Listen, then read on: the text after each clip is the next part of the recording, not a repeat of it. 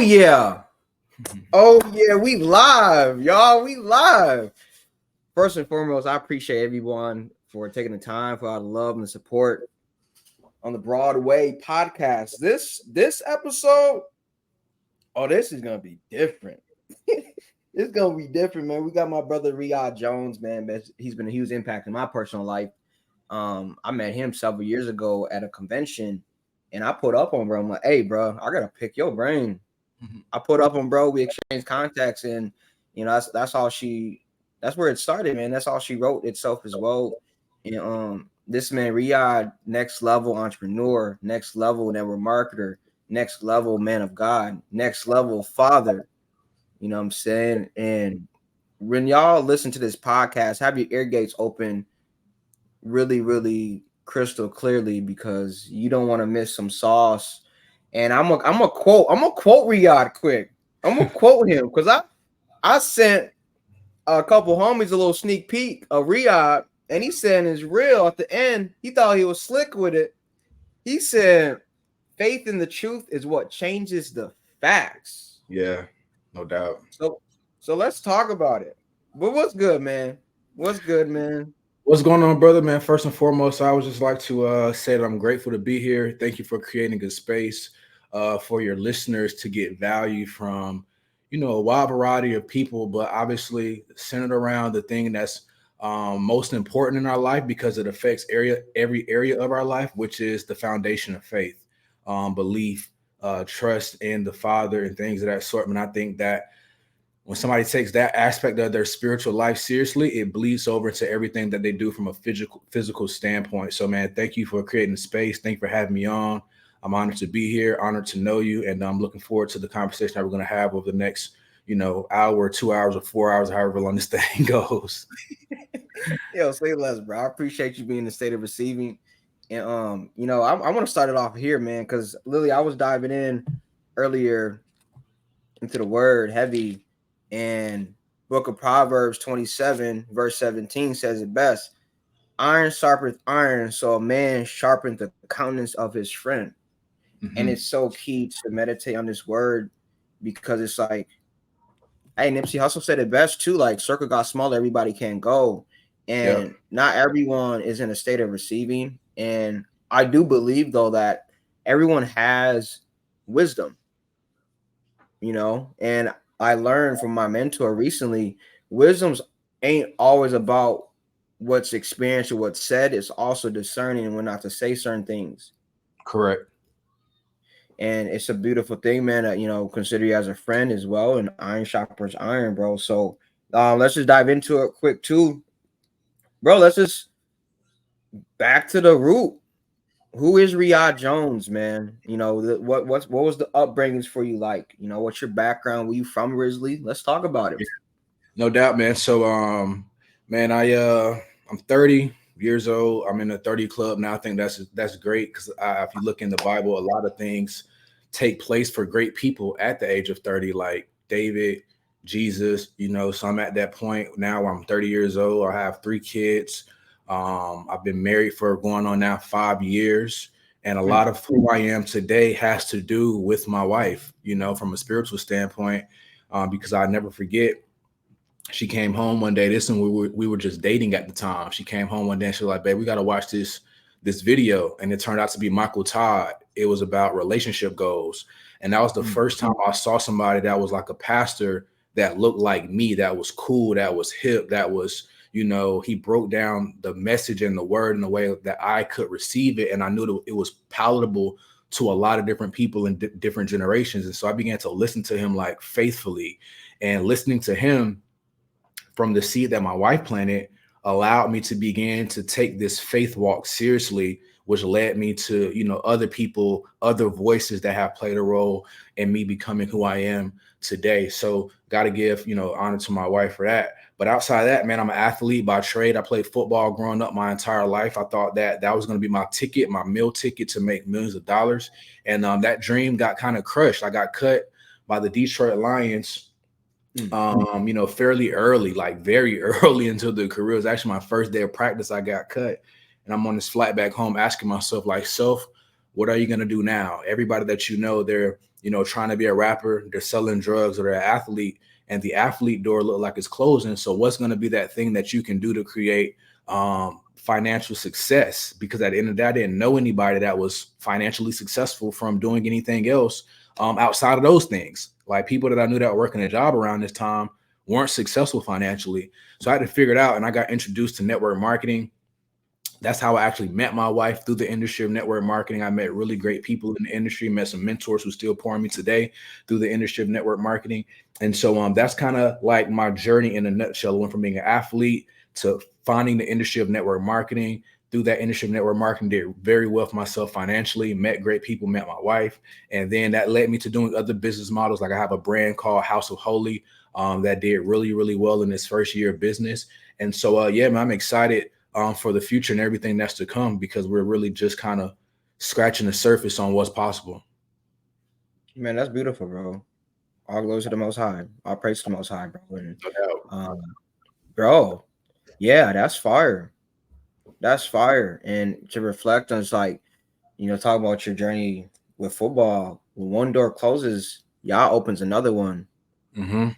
It's just the beauty of like sharpening our gift of grace, sharpening discernment as well. And it's a blessing, bro. Like where you are at, it's beautiful, man. It's beautiful. You got a beautiful family too. You holding it down, and you looking good. 30. Thank you. Yeah, man. Come on, they say black don't crack now. I just posted something on my Instagram story. It was like a trend. It says, post a pic when you was 21. And so I posted it, and people was like, bro, you still look the same. I'm 30. That was 9 years ago. I still got the same haircut and everything. So yeah, bro, man, black don't crack. Come on now, bro. I just turned 30 a couple months ago too. It hit different. Word, yeah. 30, yeah, for sure. 30 definitely hits different. It's like, I don't know, it's crazy. Alex Morin said it too. He was like, when we hit 30, like something, I don't know, something indescribable, it just shifts, bro. Like point of view of life. And now I'm like, dang, he's right. It's crazy. I don't know. Like it's the Holy Spirit or something for sure. Like, but it's a beautiful thing to like really, tune into that little minute detail. Shoot, bro, like football. Let's talk about that. Was that always like your first love? Like, did you play other sports too growing up, or like? Yeah, I played other sports, man, but football was the thing that I feel like I had the most potential at. I could have been really good in baseball, but I didn't play it long enough. I stopped playing baseball at like maybe 13 years old to kind of focus on football. But a lot of people think that I could have took baseball a bit further than football, to be honest with you. But I don't think I put enough time into the actual craft of playing baseball. But I was really good. I was really athletic. But football was the thing that kind of took my attention mainly. And I tell people this all the time, my goal, and it's going to sound very interesting, but my goal growing up, it wasn't actually to play in the NFL. My goal was to play in the SEC. I just wanted to play out of Georgia, Alabama, Tennessee, Florida. If I could do that, then I felt like I could have took it to the next level of playing in the NFL, but I had to accomplish that one first. I felt like that was the thing that, really drove me. And so, funny story, coming out of high school, I was committed to play at the University of Kentucky, which was an SEC school. But maybe about a month before signing day, some things happened and we just went opposite directions. They pulled my offer back and I ended up going to Georgia Southern, which at the time wasn't a FBS school. It was it was called D1AA at the time. But I went there and I started 12 games as a freshman at a position that I had never played before, which was cornerback. I played wide receiver in high school. And so doing that, I'm like, man, I really can do this. So let me, take a risk. Let me bet on myself. And so my mom gonna laugh when she hear this, but I remember calling my mom and say, yo, come pick me up. I'm done here. Like I hate saying this like this, but I literally quit the team the day before a playoff game so that I can make sure that I get to a junior college in time so I can have a shot at playing at junior college to make sure that I get a shot to play in the SEC. So I hate the way that I left Georgia Southern, but I felt like I had to at that time for a few different reasons. But it set me up because I went to junior college. I played in Kansas. So you may be familiar with Tyreek Hill, who plays for the Dolphins. He was actually one of my teammates in junior college in Kansas. We won a championship there, did really, really well. And I left there and went to play at the University of Tennessee, which was an SEC school. So I felt like I had hit my goal, and that was the thing that kind of drove me growing up. So playing in SEC, so it wasn't NFL. And another funny thing is I wasn't really in love with football. I was in love with everything that came with playing the game of football. I was in love with the grind. I was in love with the work. I was in love with the benefits that you got from being a star athlete. I was in love with, everything that just ultimately came with the game, the environment, the teammates, the camaraderie, all of that stuff. And I told myself I could ever find something where I can put the level of grind, focus, attention to detail, and discipline into something else like I did football, I will create success. And I found it in entrepreneurship. Sheesh, bro. No, that's what's up. That's fire, bro. That man. Wait, hold on, y'all. Y'all hear that? That man said his teammate was Tyreek. Yeah, and what's funny, man, don't want to get off track of nothing, but I didn't think Tyreek. It didn't surprise me that he became as great as he did, but it kind of did surprise me. One reason why is because when we was at junior college, he was about to quit the team because we didn't have a track team. So our coach lied to him and told him we had a track team. We didn't have a track team. So he was about to quit, number one. And then number two, he didn't play wide receiver in junior college. He played running back. So I never really got to see Tyreek in space unless he was at punt return or kick return. We knew he was fast. He was a track star in high school. We knew that. But he didn't play receiver, so we never really saw him in space. He mainly played running back. He would get into the slot position a little bit, play inside receiver, but he was never like an outside receiver. So, so seeing him what he's doing like this past season, the seasons before, it's been beautiful to watch, man. To be quite honest with you, because he was a running back, you know what I mean, and he was mainly focused on track way more than football. So, yeah, for real. Jeez, bro, that's freaking. Yo, coach almost got him. Well, he got by coach. Yeah, for real, he did. He told him we had a track team. We didn't even have a track, let alone a track team. Bro, yo, what? That's clown, dude. Hey, that's funny. You say that because we're the same graduating class, and then I was reflecting on this. So I went to South Dakota State, bro. I kid you not, bro. Did y'all ever play the Jackrabbits? I remember you play. Really? Yeah, like I'm pretty sure I saw you play on TV for sure. Or I don't think y'all played the Jacks. So which one? What you said? South Dakota State? Yeah, that's the Jackrabbits. Man, which one is green? Is it North Dakota or South Dakota? Or NDSU, North Dakota State. We played them. That's the game I quit. We was about to go play them, and when I was at Georgia Southern, I quit right before we played North Dakota State. What? It was crazy. Really? Yeah, it was crazy, bro. It was crazy. Bro. No, NDSU, they've always been a powerhouse too. Yeah, they played Colorado this year in the first game of the season. That's gonna be interesting. Oh, that's gonna be different. Yeah. Bro, he said he quit the first. Wait, why'd you quit again? Well, it was some stuff that happened, man, with me and one of the coaches, maybe like a couple nights before, and I had already made up in my mind like 5 weeks before that I was going to junior college anyway. So when we had a little altercation, I'm like, you know what? It's a wrap. It's a dub. I'm out. You know what I mean? Like, don't even worry about it, bro. Like, don't even trip. Don't even trip.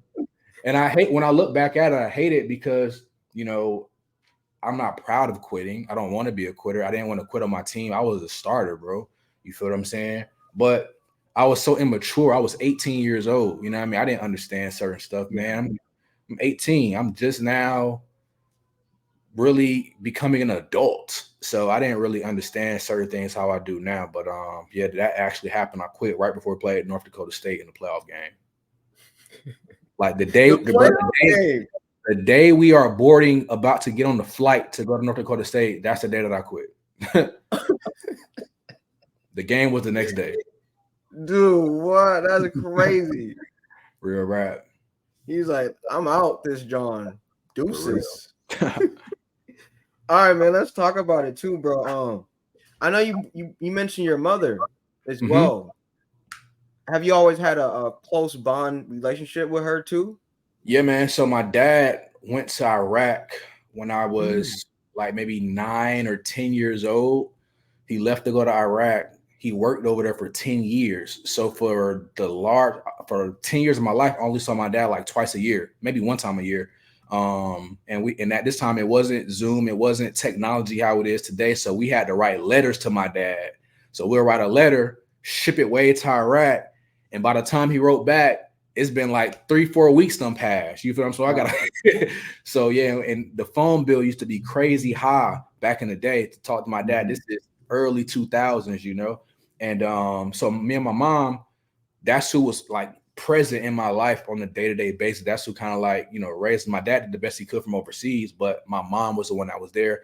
It was my mom that was driving me to camps. It was my mom that was dealing with all my, you know, me becoming, more mature and me becoming an adult. She dealing with my mood swings, me sneaking out the house, me stealing the cars. You know what I mean? My mom dealt with all that stuff, getting caught smoking weed and all that stuff. Like my mom had to deal with all that. And so I got nothing but love for my mom, and she still, hold it down to this day with me being 30 years old. She still looks out. So does my father. He's more present now because he's not working overseas anymore. So, but my mom, she was the one that was like, constantly there, like sacrificing, literally. I remember my mom driving me to camps, bro. I'll get out of school for the summer.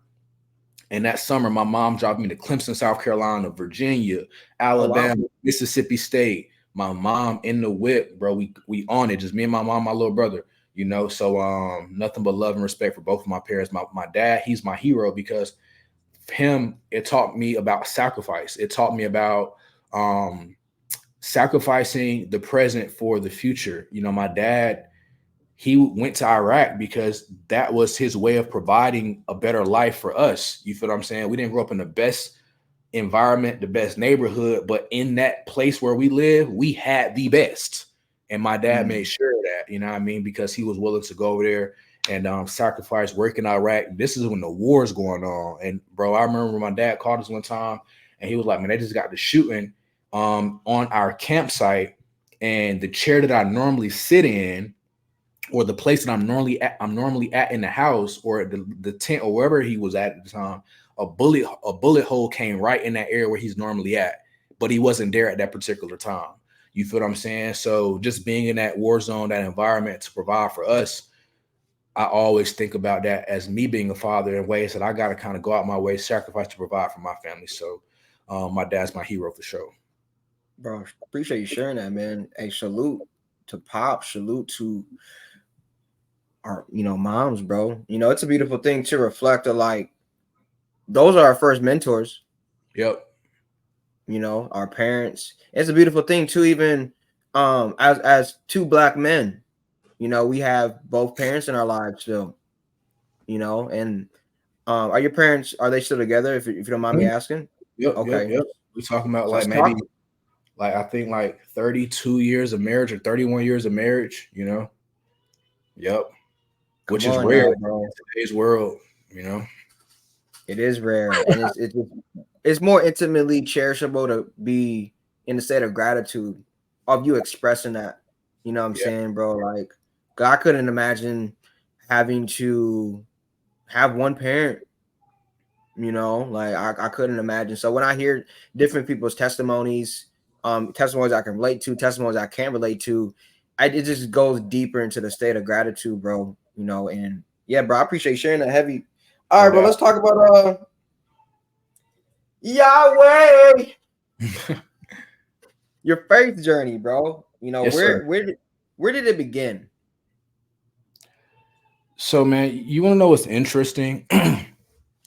My faith walk started, there was different periods of my faith walk um over the course of my life where God began to reveal to me his character, who he really was. He began to show me like miracles or do miracles in me. But there was these periods of time where I would catch the miracle, I would catch, what's going on. But I still live my life how I whatever, you know what I mean? But he did give me Mhm. glimpses. And one of the glimpses that he first gave me was in 2013. 2013, I'm at football practice and I get this cramp in my leg.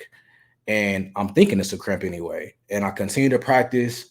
And that night I go into the locker room, I lay down for like 30 minutes, take a nap, wake up, everybody's gone because it's in the middle of fall camp. So I wake up, everybody's gone, nobody's in the locker room anymore. So I go to the training room, I'm limping, can barely walk.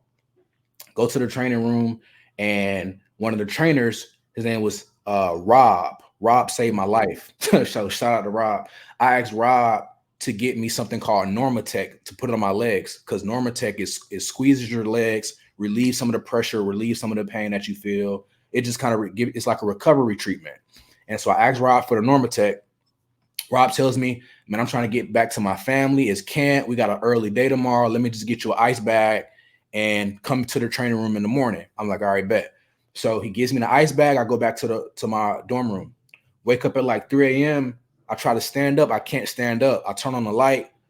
My leg is swollen. It's red. Like my whole right calf muscle is swollen and red. I can barely even put my foot on the ground without pain, you know? And so I go to the training center the next day, 6 a.m. So 3 hours later, I go to the training room, and they was like, yeah, this don't look right. Let's go to the hospital. I go to the hospital. I'm trying to make the story short, but it's very detailed. But I go to the hospital, and that day I get tests done. And when they do the test, the doctor says, yo, the trainer last night saved your life, because if he would have put the Normatec on your leg, it would have squeezed the blood clot that's in your leg, and you would have died on impact. You would have died immediately. There was no saving you. That was in 2013. So that was like 11 years ago. And so even in that moment in itself, that just shows you the sovereignty of God, because Rob could have said, yeah, bro, here's Normatec, not thinking nothing of it, because he don't know it's a blood clot. I don't even know it's a blood clot. You feel what I'm saying?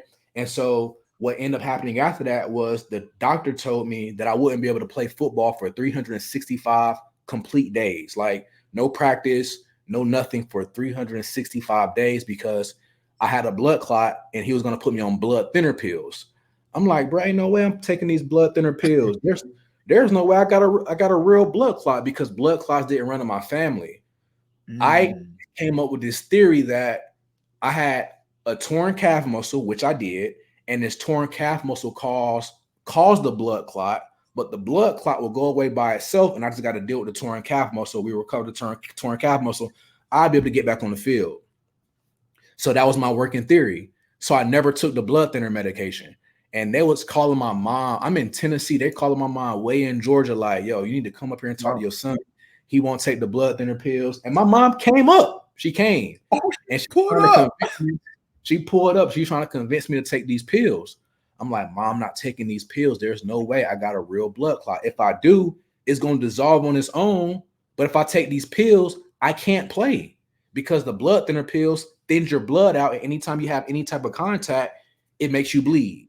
So I'm like, I'm not taking pills. And so long story short, man, I go back to the doctor about a month later, to the same doctor. We do more tests, and he was dumbfounded, because he was like, yo, I don't see a blood clot anymore.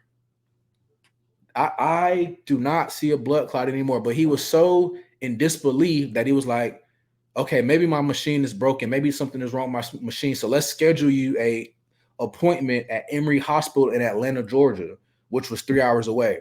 So about maybe 2 or 3 weeks later, I had an appointment to go to Emory Hospital, get down to Emory Hospital, and they run the test. And maybe 6-7 hours later, I get the test back. The doctor says, no blood clot, you're clear to play. So that was one of the moments, bro, where I began to learn the power of speaking. You feel what I'm saying? I began to understand the power of faith, because in these moments, this is where I'm reading my Bible the most. This is when I started to read my Bible for the first time ever in life, for real. Even though my mom had me in church and all that stuff, I never really read the Bible for myself. I had like scriptures that I knew and stuff like that, but I was never intentional in my seek. You feel what I'm saying? It wasn't until I ran across crisis where I said, I need to learn who Christ is. You feel what I'm saying? And so that was in 2013. And so, blood clot went away. I was clear to play. From a blood clot standpoint, obviously I had to still heal my leg from the calf tear and all that kind of stuff. But what they thought would keep me out was the blood clot for 365 days. And that got cleared up in like maybe a month and some change. Bro. Yeah. Yo, he does work miracles, bro. That's different. Yeah, man. That was the first time where I began to really understand what this stuff was about, what the power of belief and faith was about. That was 2013.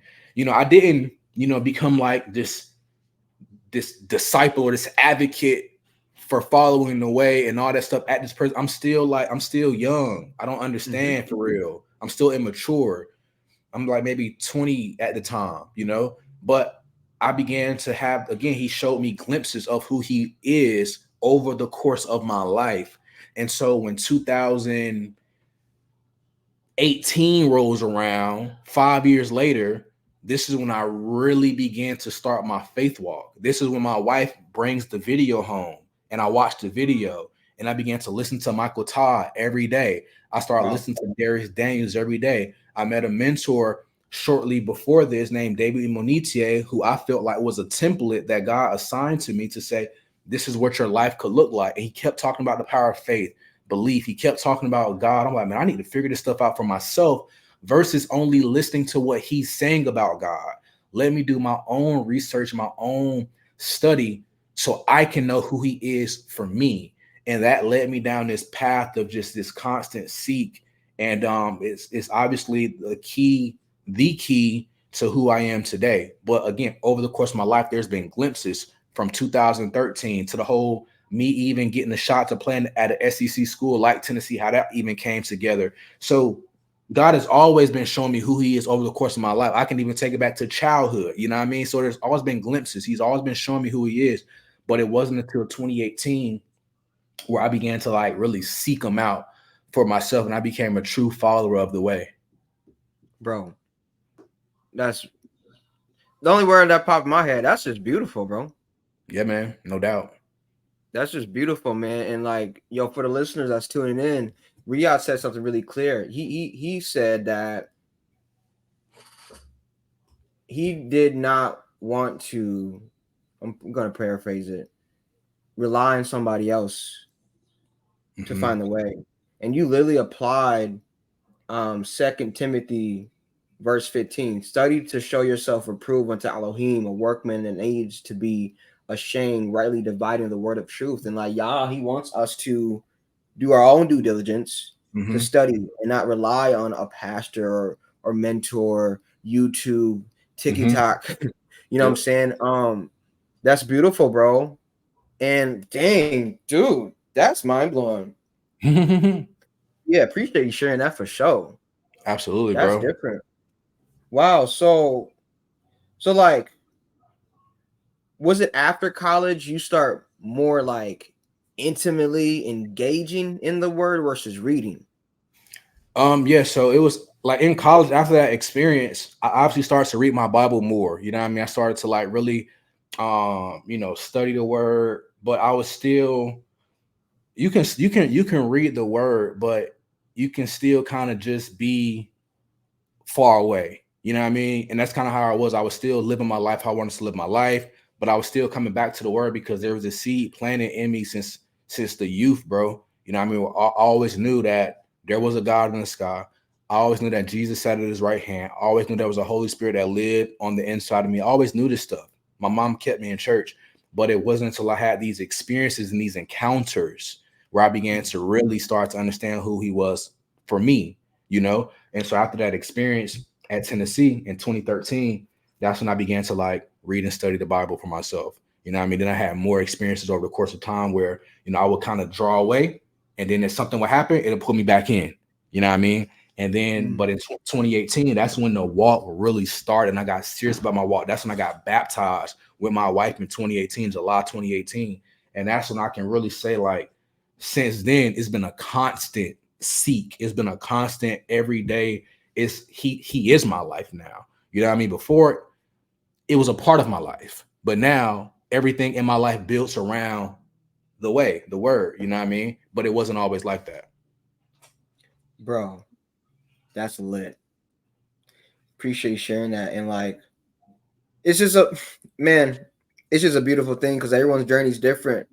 Mm-hmm. Not many people know this, bro, but a while I said it on my episode 3, talk about adversity and faith, and I had a PTSD from church. Really? Yeah, because like growing up, it was just a bunch of funerals. Mm. So that seed for me was like, okay, I keep seeing dead bodies. So church is not a safe Mm. place. And then when I moved out here to Arizona, like I always had my where's it at? Well, I always had one of my uncle's Bibles. Like my parents gave me it. I think I still have it. Can't find it now. But before my uncle passed away, he highlighted Psalm 23. And that's the only script, bro. It was crazy. I wouldn't even open up the Bible. I would just read that scripture. Yeah. That's it. And then my granddaddy passed away years ago when we moved out here. Before he passed, he told my mom, yo, like, devote your time to his house at least once a week. And when he passed, that's when everything hit different. And I went to church for the first time. Actually, I went to church for the first time in South Dakota. I didn't like it at all because I'm like, all right, I'm just gonna talk this truth. There's a bunch of white people. That's where my mindset was. I'm like, okay, Yeah. I don't know. I Then can I moved. imagine church in South Dakota is a little bit different. Hey, big city boy. You know what I'm saying? We had a population of 1% of minorities up in that John. You know what I'm Yeah. saying? That was different. It was a beautiful experience though.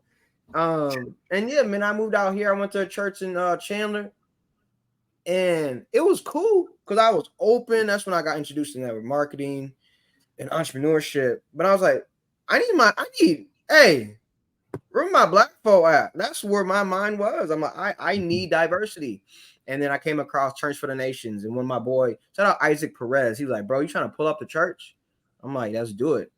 Bro, that was the first time I felt Holy Spirit. And I started weeping. I'm like, all right, this is weird. What's going on? And ever since then, that's what shifted everything. But it didn't start till freaking when we moved out here together as a family. Like, I'm talking like 2019, bro. Yeah. And it's cool because everyone's journey is different. And obviously tug and pull is gonna be there, and the flesh is weak as well. And yeah, there's gonna be moments where we're gonna blame the devil, but Mm-hmm. everything ain't the devil, man. Like y'all is gonna put obstacles. That's a part of his plan too. Mm-hmm.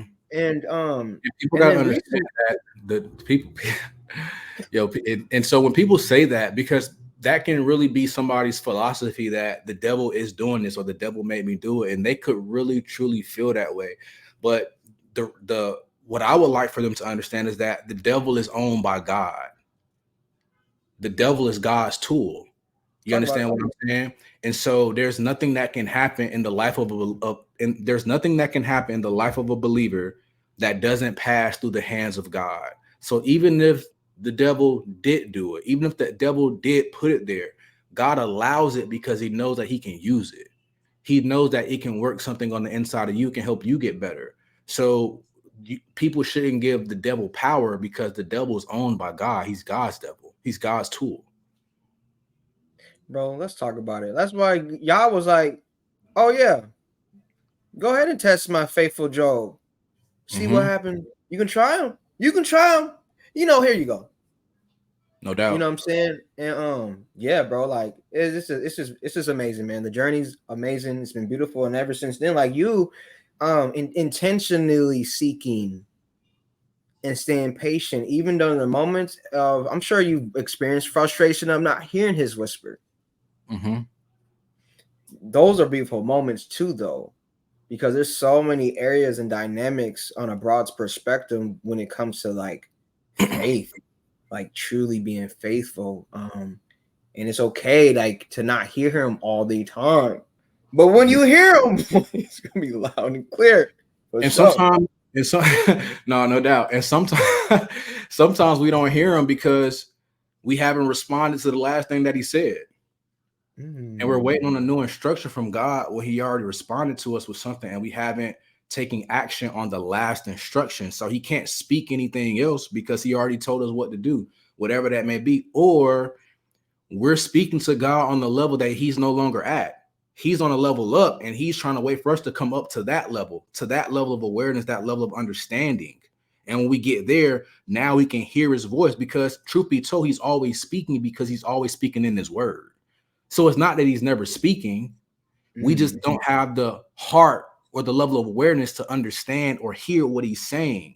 You understand? And so, yeah. So if you feel like he's not speaking to you, number one, what's the last thing that he told you to do?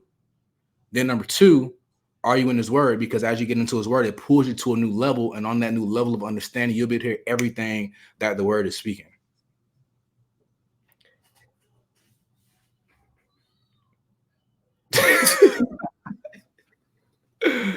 Hey, I'm telling you, this episode's different. Yo, he said we haven't taken the action on the last instruction. And what's crazy you say that, bro? Because like lately, like I've been hearing him, but like 7 months ago, I wasn't able to. Yeah. I don't know. Up in the prayer closet and everything. Even moments like, yo, I'm not leaving my room until I hear you. Bro, think about it. Abraham went years without hearing from God. After he slept with his maidservant, it was like 10 years until he heard from God again, according to the word. You know what I mean? And so, and what was the last thing that God told him? You're gonna have a seed. You're gonna have a son through your lineage, through your bloodline. I don't need to tell you nothing else. I already told you. But what did you decide to do? You decided to disobey and be impatient and sleep with your maidservant. So if you don't hear me, it's all good, but I still already told you what to do years ago. I've been telling you, so I don't got nothing else to say. But out of his grace, he came back to him and spoke to him clearly again, like 10 years later, out of grace. But he didn't have to, because he already told him. Bro, you know what's dope too? Like the fact that grace is divine influence is different. Yeah. And bro, like oh man. So see what you started? I knew it. I knew it. Today was gonna be a great goddamn day for sure. Yo, y'all, like run that back. I don't know when I think we started around 34 minutes, but run that back, take those notes. I took notes for sure, cause yeah, that part. Yeah, for sure. Mic drop. Like, no, I'm talking Obama mic drop, bruh. Wow. Okay, I'm just gonna sit in that, bro. No, that's crucial. Okay, so this is gonna. I got my, hey man, we out here. I love it. Okay. Let's talk about, since we're in faith right now, let's talk about, for those that ain't familiar with scripture or the word, which is okay. Let's talk about your favorite story in the Bible and why and who. I'm aware, but they ain't. Yeah. So my favorite chapter or my favorite book of the Bible would be John. That's my favorite book, because the book of John, it gives you the divinity of Jesus as the Son of God, but it also gives you the humanity of Jesus as well. You get to see Jesus work miracles, but you also get to see Jesus weep. So the book of John would have to be my favorite book. But my favorite hero in the Bible, I don't like to call people in the Bible characters, because that makes them sound like they're not real. So my favorite hero in the Bible would be David, because I can look at my life and see, or I can look at David's life and see glimpses of like my life. You feel what I'm saying? I can look at David and see a person who has a heart of humility, loves God, but still falls, still stumbles, still does things that will make you look the other way, but he still always comes back to the Father in humility. And he's a leader, he's a warrior. He's done great things. He did great things in his day. And so that would be my favorite hero in the Bible. So I just love his whole story, man, from the start being in the field serving, Jesse not being invited into his father's house, getting anointed to be king at like 13, 14 years old, but still have to go back to serving. So think about that. He got anointed to be king at a fairly young age and had to go back to serving. Now watch this. Joash was anointed to be king at 7 years old, and he went into kingdom. He went to reign as a king at 7. So from the once Joash was anointed as king, youngest king in the Bible, 7 years old. David, on the other hand, got anointed at 13, but didn't become king until 30.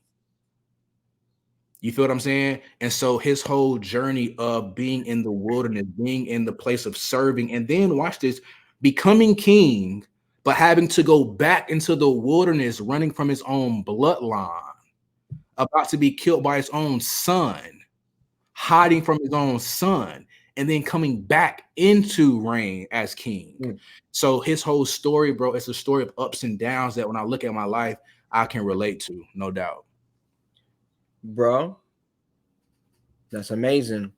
And talk about wilderness. I was on Dr. Darius's Bible study yesterday, and he said, I'm gonna finish it today. He said, talk about wilderness. The way we manage the wilderness season determines whether or not it's a season I pass through or a season that becomes permanent. Correct. Without a doubt. I'm like, that's just what that is. Without a doubt. And Without a doubt.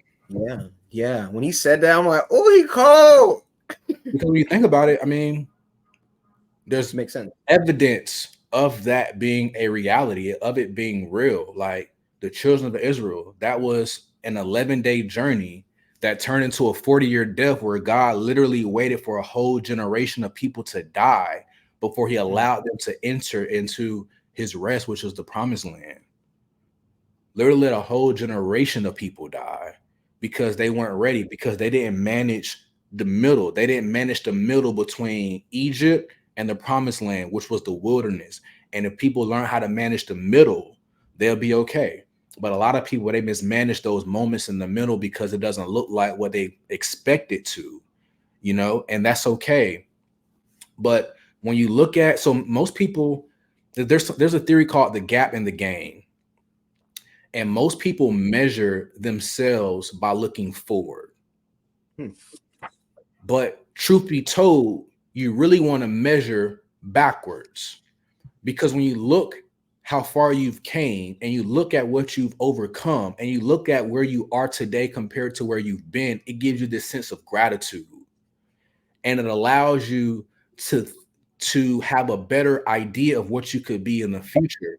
But when you measure yourself by the gap between where you are today and the future that you expect, this is where you become dissatisfied. This is where you become discontent. This is where you become ungrateful, because you discount where you are and all the great things that are happening today because you see this huge future. And so, like when they were in the wilderness, they knew that they were going into the promised land. They knew that there was a future that was greater. Some of the spies actually saw what the promised land looked like. They saw the quote unquote giants. They saw the grapes that were big as somebody's head. They saw this stuff. They saw that the land flowed with milk and honey. They saw what the future could be. You understand? But they also had this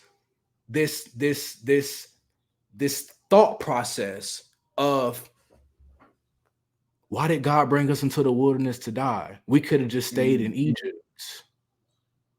We could have just stayed there, because this promised land thing is taking too long. But if they would have had this revelation that, bro, we was working to the bone in Egypt. We had straws to make bricks in Egypt. They was driving us with work till we bled our hands and on the brink of death in Egypt. But now we're in the wilderness and we're not where we really want to be. But man, look at what we've overcame. Like this man literally led us through the water and parted the Red Sea, and we walked on dry ground. Bro, Think about it. Yeah. Bro, for real. Like, he parted the Red Sea and he walked on dry ground. Think about it. The ground shouldn't be dry. It should be mud. They should be walking on mud. But he parted the sea and they walked on dry ground. So having that revelation as they're walking through, they should have this understanding that, man, yo, this God in the sky, he's different. Because not only did he part the Red Sea, but he made a way where we didn't have to walk on mud. It was dry. Not only that, he sent quail from the east. He sent manna from heaven. All of this stuff is happening. God is showing them miracles in the middle before they get to where they want to be. He's giving them enough until it comes. And that's kind of the approach or the mentality that we have to have when we're in our middle, our wilderness season. Like, he's still giving us miracles. It may just not look like the miracle that we want it to look like, but it's still a miracle. Water from a rock. Didn't do it one time, but did it twice. That's a miracle. Bread from heaven. Didn't do it one time. He did it on a day-to-day basis. Miracle. Sent quail from an east wind. Miracle. Part of the Red Sea and walked on dry ground. Miracle. All of this stuff happened in the middle, but they're so consumed with what they want to experience that they can't really understand this miracle that's happening in the middle. Do you feel a lot of people can be held back because of, vision comes before provision, and many may not see the middle, like you were mentioning. So that middle piece before provision is alluded to, that is the crucial middle piece too. You feel, you agree with that? Without a doubt. Without a doubt. I mean, provision is happening in the middle too.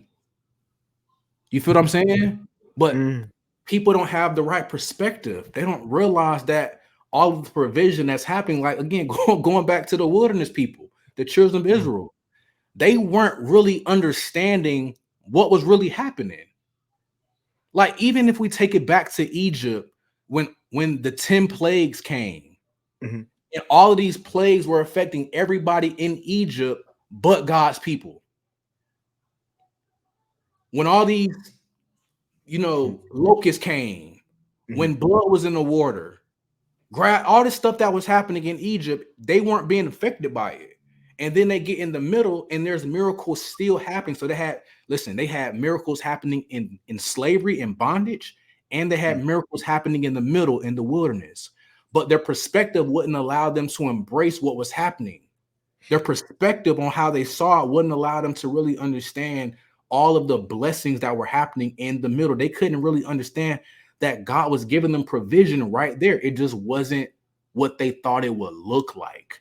They wanted to see milk and honey. They wanted to see beaches and water. They wanted to be financially free. They wanted the cars and the homes. They couldn't see that the provision was really happening right there in the middle that allowed them to be more grateful when it actually shows up. Paul said something that I think is so critical in I believe it was in Corinthians. Man, I may be wrong on the actual book that he said it in, but he said, I've learned the secrets of life. I've learned how to be content in any situation, rich or poor, food, no food. I've learned the secret of life. I've learned how to be content in any situation.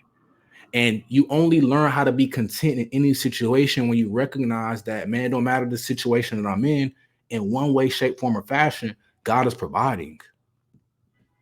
He's providing. Yeah, man, that's good. That's good. Yeah, I'm sure a lot of listeners, I had a revelation for sure. Oh man, yeah, this is dope. This is so dope. And it's a beautiful thing just how locked in you are, man. Let's just go ahead and leave what you just stated at what that is. And I know you mentioned, your hero, You look as David as a hero. You also mentioned your father as a hero. So let's talk about you, man of God, as a father. Like, how has your dad influenced you to be the father that you are today? And how is fatherhood, man? Yeah, man. So I would say the biggest thing is sacrifice and setting the example of what that looks like. I've never had to question like my father's motives in life. I've never had to question his character. I've never had to question his love and respect for his family more so than anything. Like my dad's not a perfect man by any means, by any stretch of the word. But he has progressed so much just in life, his background. Like my dad grew up in the crack era in Detroit, was in the streets, gang violence, got shot 5 times, all this kind of stuff. Like my dad's an OG. You feel what I'm saying? So for him to Sure. progress, become the person that he is today, it's been great to watch. And so again, just setting that example of what change looked like, because some people that got caught up in that life, they stayed in that life. They either died in that life, went to jail in that life, whatever. But God's hand was on my dad. Like I just mentioned, he got shot 5 times in his teenage years, you know? And so, again, just setting that example, being that role model for me and my little brother has been great. And so for me being a dad, I have an example of what certain elements of that looks like from my father. Like a lot of Black men that grow up in today's world, they didn't have that privilege, unfortunately, to have a father in their life, for whatever reason that may have been. So I recognize the provision that God gave me to have my dad in my life, you know. And so we talk about it, pretty much anything. But we have things that we connect with like no other, which is sports. Like I can talk to my dad about any sport. He can give you history on any sport, you know That's what I mean? fire. That he like for real, like he is a sports aficionado, you know what I mean? And huge Detroit fan, Michigan Wolverines fan. So obviously they just had some big runs in the playoffs Yeah. and the national championship for Michigan. So he lit right now. So yeah, shout out to my pops. That's what's up, bro. That's lit, bro. Okay, how did your kids personally? So when you had kids, Hmm. right? What was the moment of you realizing the shift occurred in your life when you didn't have kids to when they were born? Like what? Like describe that shift for you, if you For don't sure, man. mind. So what's interesting, when I had my first son, or what I thought was my first son, Keegan, I felt the shift, but it wasn't like a real shift because he was a baby, you know what I mean? He was so small, you know what I mean? Yeah. Like baby. I didn't I didn't really feel like a shift until I found out that I had a 9-year-old son at the same time that my youngest was born. Wow.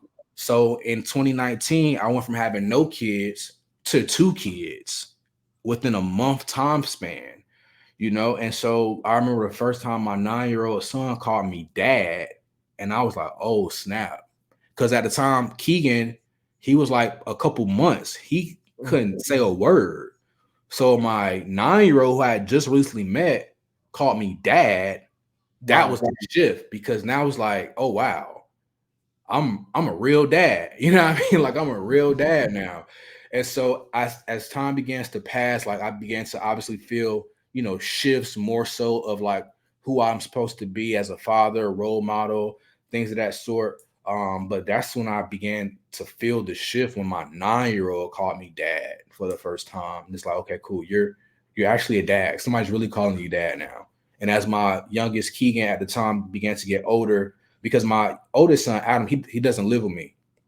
He lives in Hawaii actually, right now. So, but when my youngest son began to get older, Keegan, I now again began to feel more shifts of like, okay, I'm becoming a dad. He's helping me kind of develop levels of patience and stuff like that. Then I had my youngest now, who is his name is Kobe. He just turned 1 over the summer back in July, so he's coming up on 2 this year. And so yeah, man, I think that fatherhood for me is my favorite part of life more than anything. Like being a dad, bro, is the best feeling in the world. Don't rush it, but without a doubt, it's a great feeling. I appreciate you sharing, bro. I appreciate you sharing. Now that's beautiful, man. I'm proud of you for sure. Just staying present and just showing up for yourself, for your family, and holding Mhm. it down. You know what I'm Yes, saying? All right, but let's shift some gears now. Let's talk about business. yes, Let's talk sir. about entrepreneurship, man. So, may you give us a brief on your journey, your exposure of entrepreneurship and network marketing? Yep. So I became an entrepreneur by way of network marketing. When somebody wrote down to me the first ever compensation plan that I saw, he showed me $10,000 a month. And I said, and this is my cousin. So I'm like, yo, cuz, if this can do half of what you telling me, I'm gonna be straight. Because I had never had a job before at this time. I still haven't had a job to this day. But at this time, I'm 23. When he's showing me this, just got cut by the Detroit Lions. So I'm like, bro, I'm not trying to get a job. So if this can do half of what you're telling me, which is like 5 grand a month, then I can get off this twin size bed I'm sleeping on in my parents' house. I can get my own spot. I can probably get me a little whip. You know what I mean? I'm gonna be straight, and I can kind of build from there.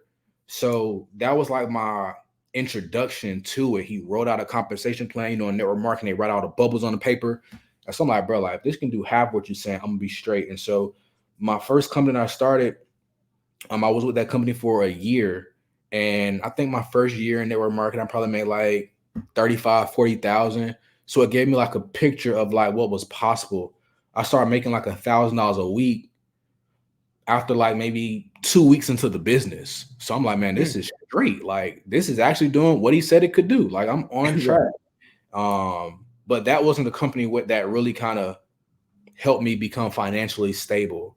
It was the company that we actually met in, which was my previous company, and that was where I really began to take off because I had a year of training under my belt. So the previous company that I was in, I went to every single training. I went to every event.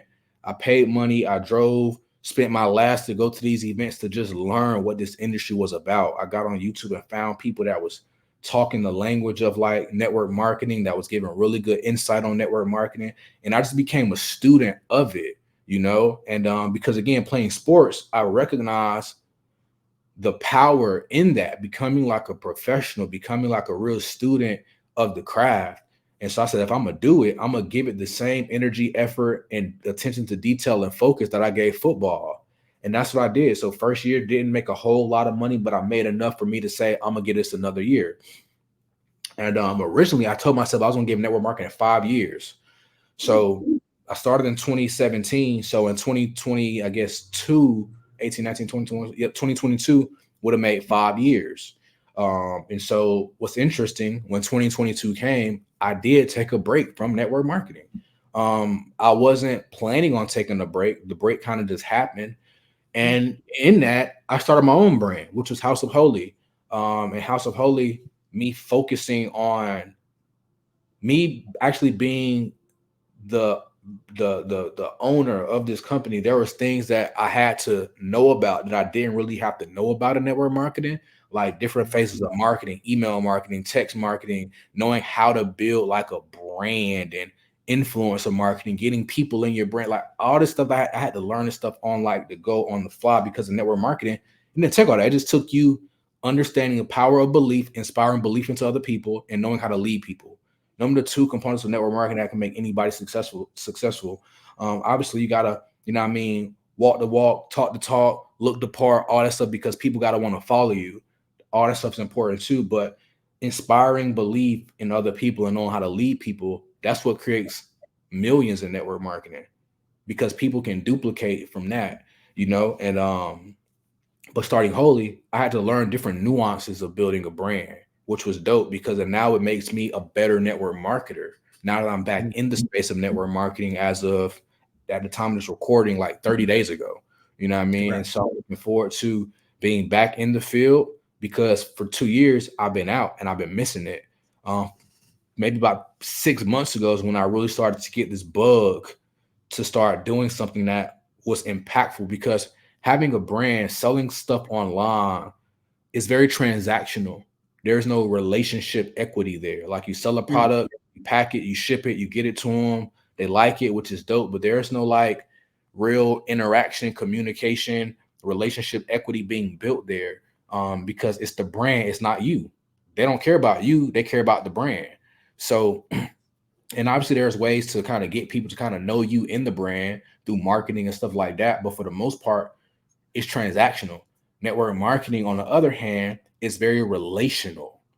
You have to build relationships with people to create success in the industry, and you have to um, pour into them. And the thing about pouring into people in network marketing, you can see a tangible result from the information that you gave, and I think that's dope.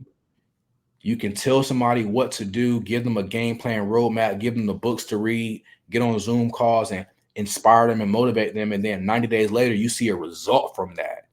It's dope. It's one of the few industries where you can kind of get that. Man, that's powerful. I appreciate you sharing that, Heavy. And, that hopefully anyone that listens to this as well, it shifts paradigms and it breaks paradigms too. And yeah, bro, no, that's dope, bro. So, House of Holy, let's talk about that. Like, how did that even, how the idea come to pass? You know what I'm saying? And like, how did you acquire that vision for your own brand, bro? Like how? Let's talk about like, okay, what were you in the crib? Like, okay, yeah, I hear you. Like, what was, you know what I'm saying? What was that like for you, bro? So it's actually interesting. The goal was and is to create a lifestyle brand where people can get a variety of things from this one company, which is Holy. So the Holy brand is the overall brand. House of Holy is a brand under the umbrella of the Holy brand, because the Holy brand is an overall lifestyle brand. So what the funny part of this is, it actually started as a cannabis company, which is called Holy Wellness Company, Holy Wellness Company, because I'm of the belief that when cannabis is used responsibly and used correctly, it can be beneficial to somebody's life. I am not a proponent of being a slave to anything. Disclaimer. I'm not a proponent of something controlling your life. Anything you can't say no to, you are a slave to. So I don't want you to hear this podcast and be like, oh, well, this dude, he's talking that good stuff about God and he had a weed company. You feel what I'm saying? Yeah. I hope till I choke. That is not what I'm saying. That's not what I'm saying. I do believe if cannabis is used responsibly and used correctly, it can be a beneficial aspect to somebody's life. It's been proven by research. So the first brand that I started under a Holy brand was Holy Wellness Company. But I ran into a lot of challenges dealing with like the marketing aspect of it, because I kept getting my Instagram account shut down. I couldn't really run ads and stuff at the time. So I kind of put that on pause. And at the same time I'm putting that on pause, I'm also thinking, okay, let's start House of Holy, which was supposed to be, or which is a overall fashion company. So spreading positive messages through clothing. But I actually started with a pair of shoes, and the shoes start turning up, doing really, really well. Did over 1,500 orders the first year of business, so that's pretty dope. About to do a new release, new colorway, early this spring in March. I'm thinking probably on March 1st. I'm about to start promoting for that. And then moving into the summer and to the fall of 2024, we'll start dropping the collection of clothing, like different pieces that kind of spread the word of God, spread positive messages about God, through clothing, through merchandise. So I'm looking forward to that. So that's kind of how it started, man. It started with me just having this idea. It just came to me, holy. And when people hear the word holy, they automatically would think holy means like you're perfect. They will think holy means, you know what I mean, you have no flaws. You're clean. And The only person that is perfect and clean without blemish, that's holy, is God. But in his word, it says that he's made us holy through Jesus Christ. We've been made holy through Jesus Christ. The blood is what makes us holy, and it's the blood that sets us apart. And so that's essentially what holy means. Holy means to be set apart by God for a purpose. And so spreading that message of being set apart, that's what the brand is about. Because I recognize that there's people out there that feel just how I feel. Like I'm not like them, I'm not better than them, but I am set apart from them. I am different from them. And I know people out there again feel just like that. And so that's who my brand speaks to. Appreciate you sharing, bro. Respectfully, he's him. He's Timothy, y'all. Don't get it twisted now. No, that's dope, bro. Yeah, man. When I had that revelation of like understanding the intimacy of holy, and even knowing the Hebrew language, Kadesh, holy, Mhm. set apart, it Yep. shifts everything Mhm. on humility aspect too, Yep. and not allowing the spirit of pride to Correct. creep into any small window. Mhm. Just embody it and just be, So no, that's fire, bro. All right, vet. So we talked about your hero, your dad.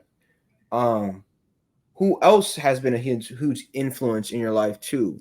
I know we talked about David and Minite as well, but you Mhm. can express anyone who else has that influence besides Yah, besides the word. Um, if you would like to share that, Darius Daniels, without a doubt. let's go. Yeah, Darius Daniels, man. I remember the first time I heard him on YouTube back in 2018, and I'm listening to him. I'm like, man, this dude is different. Yeah, Like, like the way that he puts it all together, the wordplay, the how everything, if he's talking about something that starts with a C, every point starts with a C. You know what I mean? Just like his way and methodology of like teaching the word, and he don't even got to be up there long with a bunch of examples and a bunch of, you know what I mean, and no knock to people that do that, but or demonstrations, I should say. He can get up there for 46 minutes, 42 minutes, and get you in and out, but you just feel like he sat there for 4 hours. You know what I yeah. mean? Because he's giving you so much. So yeah, without a doubt, there's things, and I'm grateful, man, that I've had an honor to kind of be in a level of relationship with him. My wife and his wife are really good friends. They've been on a ton of lunch dates and stuff like that. So our relationship with their family has been it's dope, man. I've been able to. I actually, what's funny, back in 2021, Darius Daniels actually came to a event that we were having for our company. What? Yeah, it was in Atlanta, here in Atlanta. It was a event that Justin Owens, a good friend of mine, had put on, and I was speaking on this particular day. And Darius Daniels walks in maybe 20 minutes before I get on stage. He walked in with David. Now, maybe about a month or two before this, me and Dave was having a conversation. He was telling me that he gonna have Darius Daniels speak at one of his events that summer. I'm like, bro, like Darius Daniels is my boy. Like I've never met him before, but he is like the GOAT without a doubt. So if he's speaking at your event, he finna turn it up. And so when David came to Atlanta for this event, he had Darius Daniels just come to the event to just kind of catch the vibe, see the speakers, and just listen. Just he had the time to just come out. And so I was actually speaking on stage, and so I get on stage and I kill it. I think that this to this date, that's still one of my best performances on stage. You know what I mean? That was a real good training that I did, and I actually used some of Darius Daniels' bars in that training. He don't even remember it because he be just talking. He don't even remember what he be Yeah. saying sometimes. You know what I mean? Like a rapper don't remember all their lyrics. You know what I mean? So he didn't even remember that he said some of this stuff. And so I get off stage. He come up to me because we're sitting at the same table. And he was like, bro, that was crazy. Like you killed it, blah, blah, blah. I said, yeah, I got them last two bars from you. And he just kind of laughed or whatever. And that was like our first time meeting. And then he ended up coming to another event that I was hosting this time. So him and his wife came. They listened to the training for like maybe a couple hours and stuff like that. It was dope. And I got his phone number that day, and we just kind of communicated just over time. You know what I mean? I started going to his church when he planted a church in Atlanta. Mm. So it's been dope, man. Like I have nothing bad to say. They've been really, really good people to me and Sydney and our family. So I got nothing but respect and love for Darius and Shamika Daniels, without a doubt. Bro, So that's he's been a fire. real example for me. Wow. Praise y'all, bro. That's amazing. Yeah, like I don't rock with a lot of like the journey I'm on and relearning some things too and really strengthening my discernment. I don't really rock with too many pastors, Hmm. respectfully, but Dr. D, oh for sure. Like he's Yeah. one of the select few, bro, where like even because look, his mentor is Miriam Golden. You feel me? Like, yeah, he's different. Like, yeah, he's one of my favorite pastors. Yeah, he's no, that's dope too, and it's refreshing to hear. Like, I got it. You can already sense it. Like how he is on stage. This is how. That's him. That's him. Yep. No doubt. No fluff, no facade. It's Dr. Darius. You feel me? It is the. Um, bro, that's fire. Okay, bet. Let's dive deep. Hmm. Okay. Biggest challenge in your life that you're grateful for the storm.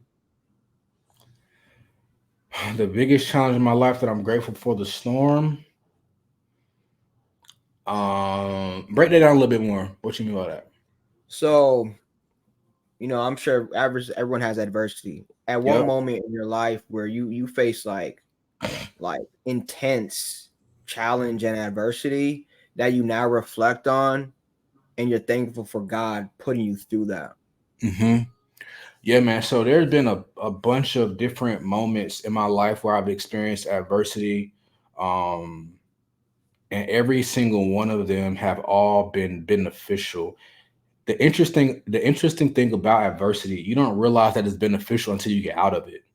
When you're in it, you just want it to be over. You just want it to be done. You just want to be out of the fire. But again, it's about having a perspective. The Hebrew boys wanted to be out the fire too, but then they had the revelation that God was in there with them, so that was cool, and they started dancing in the fire. So um, there's been most one of the most crucial moments in my life though was also in college, right? And so at Tennessee, I was there. This was 2000. This was 2015 actually, and I was falsely accused of sexual assault. Wow. Yeah, so a young lady lied, said I raped her. After having consensual sex, I saw my life flash before my eyes in terms of prison. I would still, if I was convicted of that, I would still be in prison today. Wow, bro. It was a 10-year mandatory minimum for that in Tennessee, and so that ordeal, I'm actually writing a book about it. So the book that I'm currently writing is called The Devil in the Dark. Tough. Very strong title, might I add. For sure. But the book actually goes into um different devils that we deal with in our life that nobody knows about. But I mainly talk about my devil that I dealt with over the course of my life, which is like lust, sexual, stuff, watching porn, all of this kind of stuff. And so I got exposed to pornography at a very young age, 5 years old. See porn, thought it was the best thing ever at 5, you Wow. know. And so for my early part of my life, that was like a that was like a constant thing. Like after I turned like maybe like 9 or 10 years old and the internet started kind of getting a little bit faster, Yeah. I'm like in it, watching late night stuff on TV back in the Wow. day. So I'm in it. And so um sex was like had this hold on me over the course of like my life. And so, Mm. but in college, this double in the dark, it now gets exposed on a much bigger scale because I see my face on USA Today, ESPN, Sports Illustrated, UT football player Riyahd Jones accused of sexual assault. My name is everywhere. And so, fortunately, by the grace of God, Nothing ever came from it because she dropped the charges. She realized, like, okay, let's not do this. For whatever her reason was, the case didn't go through. Don't want to speak too much on it, but yeah, man. So that situation, bro, it's one of those situations that when I look at my life today, what would it be if that was different? Man. Who would I be today if that was different? And so, but because of that situation, it's the foundation of my book that I plan on releasing at some point this year. I've been wanting to release it for like the past 2 years. I've wrote the book twice already, scrapped it and rewrote it. I'm on my third time writing it now, from literally scrapping the whole thing and starting it all over again. Partly because I keep growing so much over time. But number two, what I'm talking about in the book is so vulnerable and transparent. There's partly a fear of, do I want to expose this part of my life to the world? Because once it's out there, I can't take it back. It's out there, So yeah, man. So but that though, bro, and there's been other, things that have happened over the course of my life where, adversity hit, but that would be one of the most pivotal moments that I think anybody could deal with, in terms of, like, you're talking about being sexually accused of sexual assault, man. Falsely accused of sexual assault. That's different. Deep. That's deep, bro. And there was this sense of shame that I carried for a very, very long time, where I didn't even want to tell people that I even played football, because it would cause them to Google me. And if they Google me, that would be the first thing that they saw. So for a large part of like my career in network marketing, I didn't even mention that I even got a shot to play in the NFL, because again, it will cause people to Google. I'm like, oh, what team did he play for? So it was a sense of shame that I carried, bro.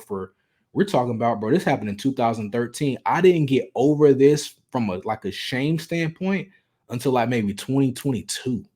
Wow, Riyahd. When I started to write the book. Yeah, bro. Serious stuff. Yep. No, that's deep. That's serious. I appreciate you expressing that and being comfortable and vulnerable to express that too. Because I'm free from it, man. Yeah. You can only talk about the things that you're free from. You can't, when somebody's still bound to something, they can't freely talk about it. You become free from whatever that devil is, you can openly talk about it and discuss it. And so, yeah, bro, I'm definitely looking forward to the release of that. I think it's going to be very, very, very impactful for men, but for anybody in general that's dealing with any type of devil. I talk about my devil throughout the entirety of the book, but it's also, the premise of the book is about overcoming your devil to create massive success in your life. So it's not just about this devil. It's a practical book that shows you how to overcome. It kind of gives you vibes of like outwitting the devil in a sense, Napoleon Hill, but it's in a whole different tonality, whole different theme. But if you wanted something to like compare the premise of the book to, because Outwitting the Devil is about creating success and not being a drifter, not, falling susceptible to the traps of the enemy, blah, blah, blah. My book, The Devil in the Dark, is kind of on that same wave of thinking as well. Sheesh. Hashtag written by Cool Jones. Yes, sir. Yes, sir. So that's fire, bro. I'm hyped for it. I'm about to cop that for sure. And I'm about to send it to my team. Yeah, cop this. Yes. No, that's dope. I already know too. A lot of people's gonna be freed up from this episode and just hearing your vulnerability. A lot of men out in this world, let's talk about it respectfully, is not willing to be vulnerable because of the paradigms that we have grown up with, which is okay. And it goes with the faith journey. Everyone has their journey of humility and vulnerability and prospering. And just you being that walking demonstration, bro, it's fascinating, man. It's fascinating. All right, we're almost wrapping up here. So what are some keys to the road to 6 and 7 figures, plus tips for up and coming entrepreneurs, bro? Man, so I would start with tips. And the tips would be learn high income skills. So high income skills, I think the best high income skill that one can learn is communication. Mm. That's a skill. And if somebody masters how to communicate effectively, they can create success, because when you communicate effectively, you can persuade people into decision making, which makes it easier for you to sell something, a product or a service, to somebody, because sales is the high income skill, but you can't sell without being a good communicator. So sales and communication go hand in hand. And then you have other high income skills like leadership. Leadership is actually a skill that can be learned. Nobody's really a born leader.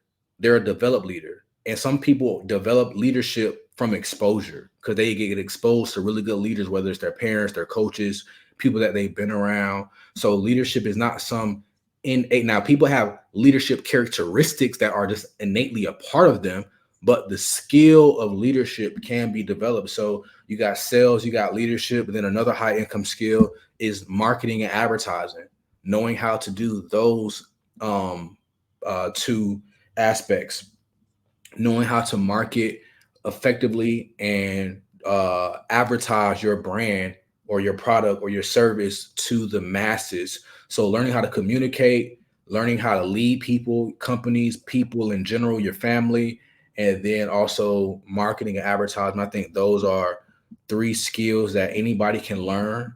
Anybody can get books and all that kind of stuff. But at the end of the day, bro, Steph Curry became a great shooter by shooting a basketball. You can't read about shooting. You got to shoot. You feel what I'm saying? You can't just read about arcing your arm in a certain way and flipping your wrist in a certain way. You got to experience it. So to become a great communicator, you got to communicate. Starting a podcast makes you communicate on a day-to-day basis, because to be a great podcaster, you got to know how to ask questions that lead to other questions that take over the dynamic of the entire conversation, which will ultimately make you a better salesperson. You know what I mean? Get involved in the industry like network marketing, just to learn and be around the environment of people that are communicating. Go to a Toastmaster, start speaking on Instagram Live. Just become very intentional about communicating, because at the end of the day, the money is in the hands of the people that sell something. The money is always in the hands of people that sell something. So that would be my tips for upcoming entrepreneurs. Identify high income skills that are necessary for the industry that you're a part of, so that you can get into the top percentile of that through your skill set. Because at the end of the day, skills is what leads to influence. When somebody got skills, that gives them a level of influence. And when somebody has influence, they can sell, promote, build anything, because they got influence. And so I think the other thing you said was, you said tips for entrepreneurs and then keys. So a key will be find out who you are. That would be the key. Find out who you are. Figure out your identity. Don't believe the identity, what people labeled you as, what your parents said about you. Find your identity. What aligns with what God says about you? Who are you? You feel what I'm saying? Because your habits flow from your identity. Everything that you do flows from who you believe that you are, consciously or unconsciously. So, like a smoker, somebody that smokes cigarettes, they will forever smoke cigarettes as long as they identify as a smoker. Not until they stop identifying as a smoker, when they relinquish the habits of smoking cigarettes. You feel what I'm saying? Going back to pornography. If you believe that you're the type of person that watches pornography, you're going to keep watching pornography. It's not until you relinquish that identity of the person that watches pornography or you stop watching pornography, because everything that you do flows from who you think you are, whether it's consciously or subconsciously. So crafting a compelling identity that gives life to your future is the biggest key that I can give. There's a bunch of keys out there about business and entrepreneurship, but at the end of the day, when you identify who you are, who you see yourself to be in the future, you pull that into your presence by your habits and what you do on a day-to-day basis. And that future self becomes your present self way quicker. But many people, LaRon, they look at their past, and their past self plays a part in their present, and it keeps repeating itself in their future. But if they identify who they want to be in their future, align the habits with that person, they pull their future self into the current, and now they are that person. That is their true identity now, and their habits align with that. So your habits create your identity, but your identity also creates your habits. It's a cycle.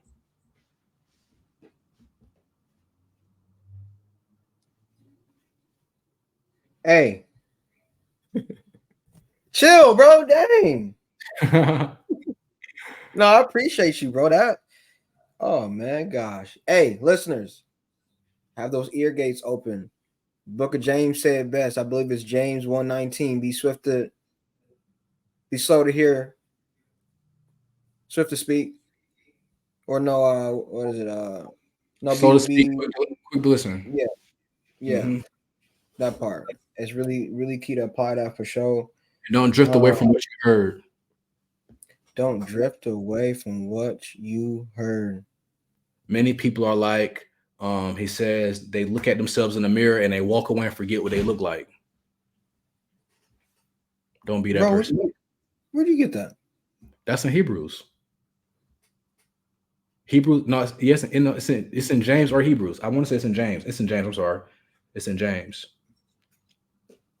Well, yeah, that makes sense. See, man, this boy Riyahd different, bro. What books you recommend for those that are listening when it comes to leadership, man? Anything written by John Maxwell. My guy. Anything written by John Maxwell. Yeah, bro, it's James 1. It is, right? It's James 1:23. It says, "For if you listen to the word and don't obey, it is like glancing your face in the mirror, and after you see yourself, you walk away and forget what you look like." So don't be that person. No, don't be. Let's not be Karens. Let's not be. Nope. I agree. Wow. Yeah, Book of James is lit though, bro, for sure. Yeah, that first chapter just back straight to you, straight down your throat. straight to you, man. Come on, man. All right, bro. Now we're gonna have some fun. We're gonna have some fun here with some bonus questions, my guy. All right, you ready? Question number 1. Fun fact about Riyahd Jones. Fun fact about me, I'm an actor. I got a TV show. I got a TV show coming out that I starred in. It's gonna come out, I think, late spring. I actually shot this TV show last year, actually. And it's dope. It's called Born Again. I play the role of a street kid who commits several murders in the TV show, but is trying to find his way to God.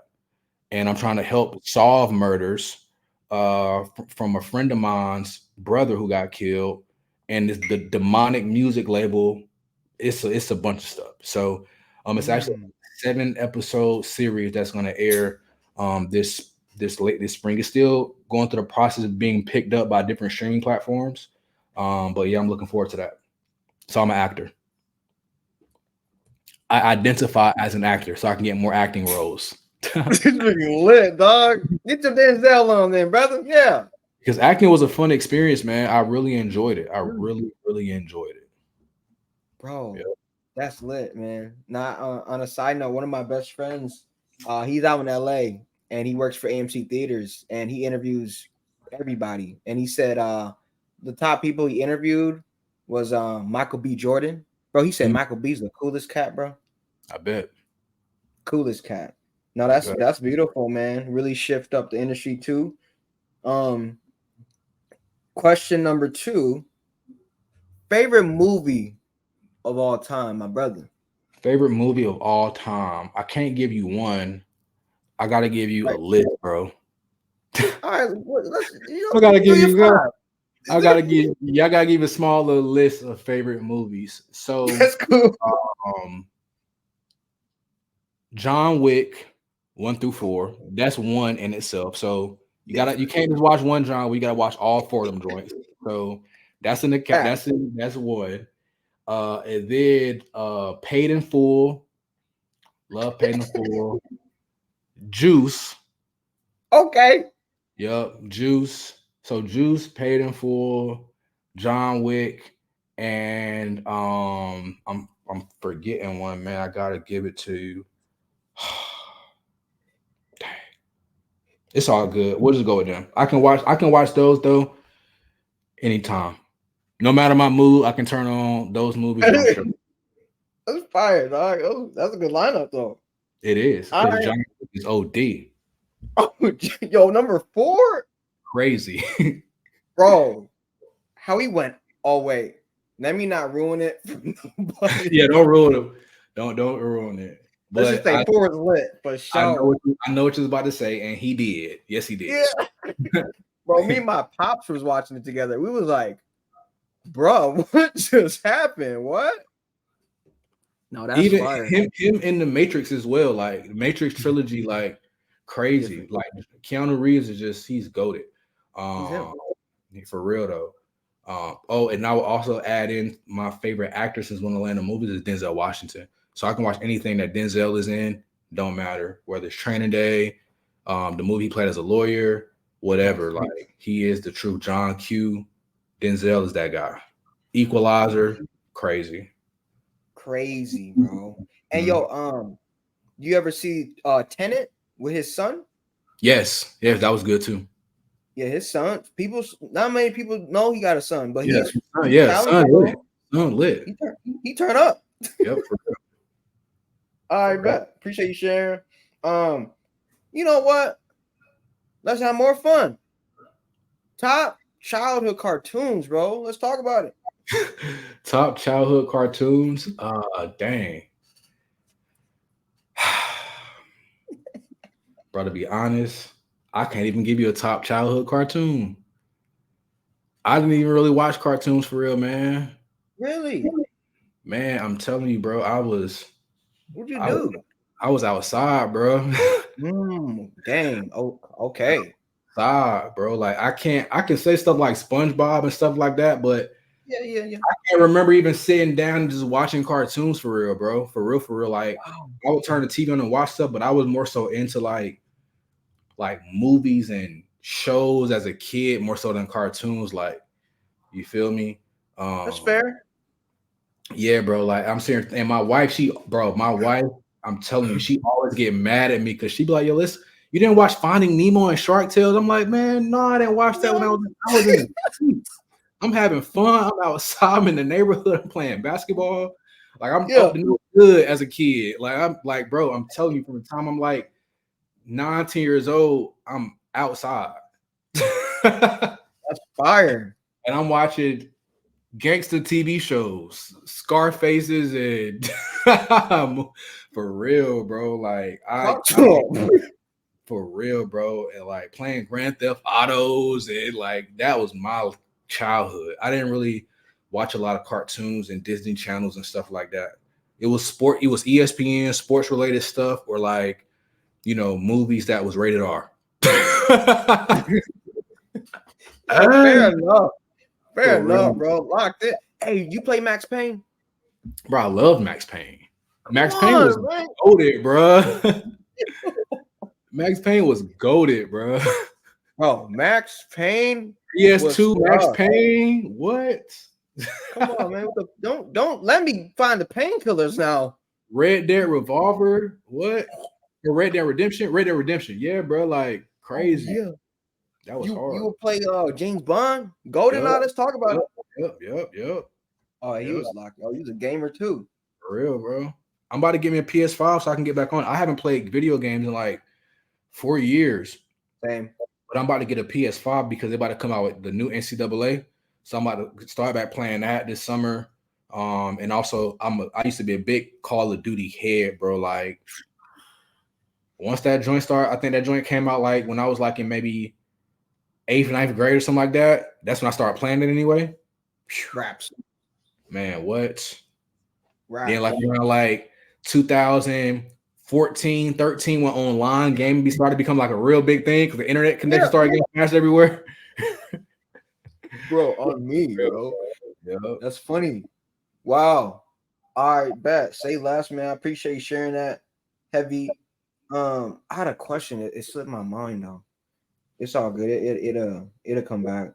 Oh, bro. Side note: GTA 6 is coming out, man. Oh, absolutely. Oh, that's another thing I'm gonna say. Yeah, so that's coming out, and that was actually the biggest reason why I started needing a PS5 because of that. Yeah.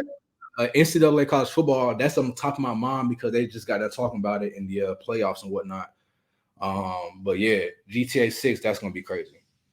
And they said, bro, the maps is gonna be bigger than the previous GTA 5 and 4.